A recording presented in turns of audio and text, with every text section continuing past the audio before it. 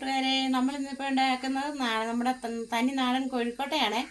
അപ്പോൾ നമ്മളിത് ചെയ്യാൻ തുടങ്ങുവാണ്. അപ്പോൾ അതിൻ്റെ ഒരു ഇത് കാണിക്കാൻ ഓർത്തിട്ടാണ്. നമ്മൾ പഴയ നാടൻ രുചിയിൽ ഒക്കെ കോഴിക്കോട്ട ഉണ്ടാക്കാറില്ല. എല്ലാവർക്കും കോഴിക്കോട്ടയൊക്കെ ഉണ്ടാക്കാൻ അറിയാം. എന്നാലും നമ്മളിപ്പോൾ എൻ്റെ നാത്തൂൻ്റെ അമ്മ ചെയ്ത് തന്നിരിക്കുന്ന ഒരു കോഴിക്കോട്ടയാണ്. അപ്പോൾ അത് നമ്മൾ ചെയ്ത് നോക്കുവാണ്. അതിൻ്റെ ഒരു റെസിപ്പി എന്നാൽ നിങ്ങളെ കൂടെ കാണിച്ചേക്കാമെന്ന് ഓർത്താണ്. അപ്പോൾ നമ്മളിത് തുടങ്ങുവാണ്.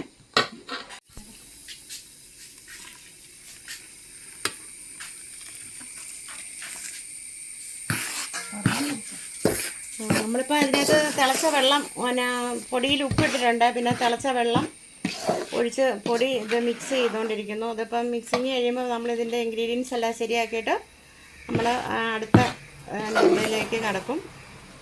ഇന്നിപ്പോൾ നമ്മുടെ ഞങ്ങളുടേതായ സ്റ്റൈലിലൊരു കോഴിക്കോട്ട കാണിച്ചു തരാം.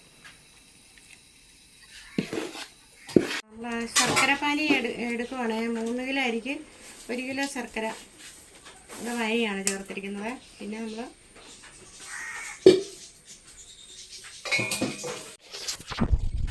ഒന്നര തേങ്ങ,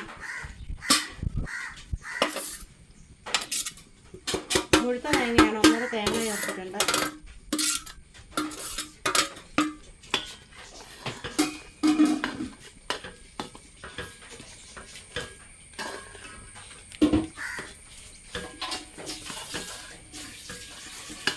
½ കിലോ അവല്,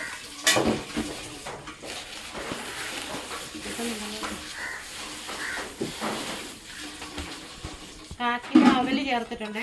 നമ്മൾ ഇതിന്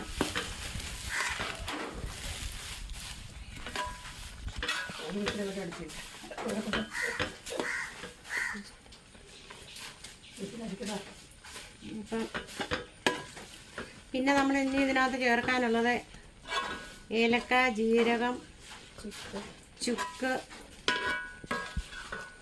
നെയ്യ്. പിന്നെ ഇതിനകത്ത് നമ്മൾ ചെറുപയർ ചേർക്കുന്നുണ്ട്.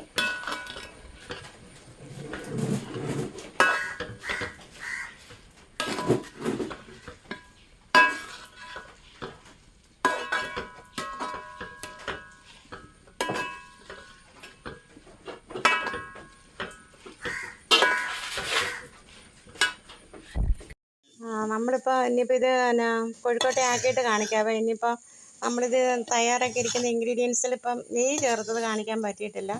പിന്നെ ഏലക്ക, ജീരകം, ചുക്ക്, പിന്നെ ചെറുപയർ, അവല്, തേങ്ങ, ശർക്കര ഇതെല്ലാം ചേർത്തിട്ടുണ്ട്.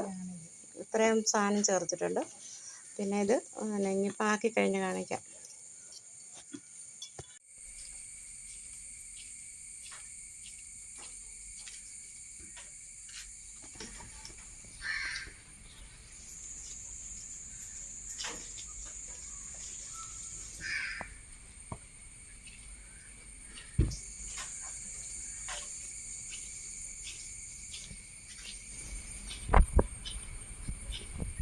കൂട്ടുകാരെ, നമ്മുടെ കോഴിക്കോട്ട റെഡി ആയിട്ടുണ്ട്. നമ്മൾ ഇപ്പോൾ അതൊന്ന് മുറിച്ച് കാണിക്കാം, മുറിച്ച് കഴിച്ച് കാണിക്കാം. ഇതാകട്ടെ നമ്മുടെ കോഴിക്കോട്ട, നല്ല സോഫ്റ്റ് ആയിട്ടുള്ള കോഴിക്കോട്ട കഴിച്ച് നോക്കാം. നല്ല വെറൈറ്റി കോഴിക്കോട്ട കഴിച്ച് നോക്കാൻ പോകുന്നു.